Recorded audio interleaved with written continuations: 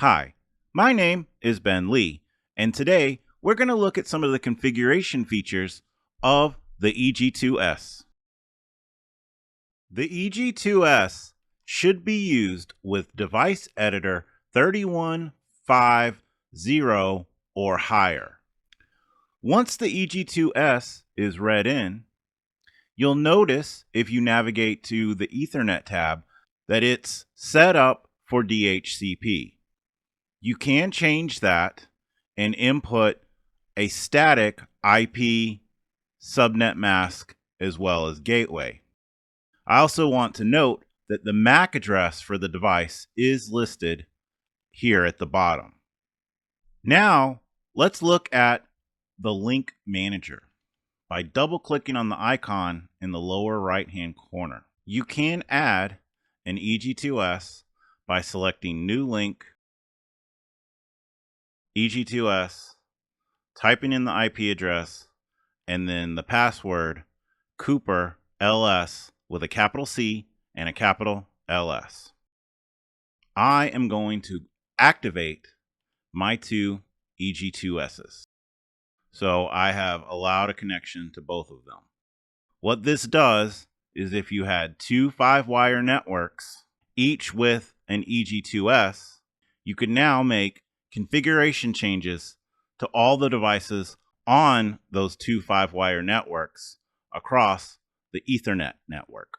I also want to point out that if you needed to upgrade your EG2S, just select the 3 dots next to the trash can and then choose Flash Device. From here, you'll get a pop-up for Flash Ethernet Tool. You would browse to the location of the new firmware and then select Update. Back on the General tab, notice that just like with other ICANN devices, the firmware is shown, and then with the EG2, its IP address is also shown. The EG2S can contain up to 16 sequences, each with 128 steps.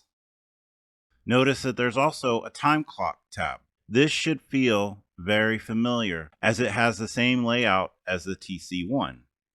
We can enable an event and then set the time and action for that event.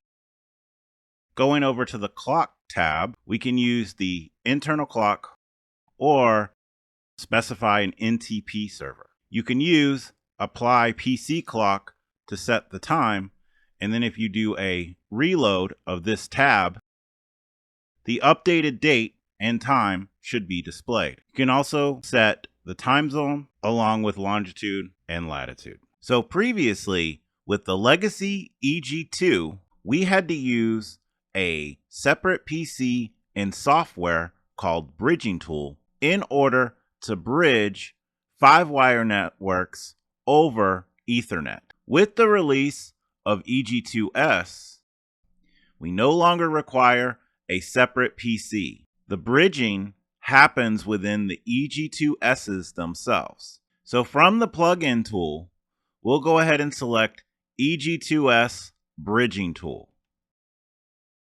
and select OK. This will open the EG2S Bridging Tool. The first step is to go into Managed Links. You want to make sure that you have the EG2Ss that you want to bridge active, which I have already done earlier. From there, in this first example, let's say we wanted to transmit all messages across both EG2Ss. I would select all messages and then apply. It is, however, a best practice to only bridge what is needed. It's not always necessary to bridge all messages. So let's look at another example. If we had an exterior area with a photocell on the roof that needs to control lights on the first floor, we would only want to bridge area 2 across our EG2Ss. In order to bridge area 2's messages across the network, we would choose Custom and then type in area 2. If we needed to bridge additional areas, they would just be separated by a comma and so forth. From there, you can select all the messages and then click Apply. With Trellix WAC Gen 2, the EG2-S can be imported, manually controlled, and scheduled through the Trellix interface.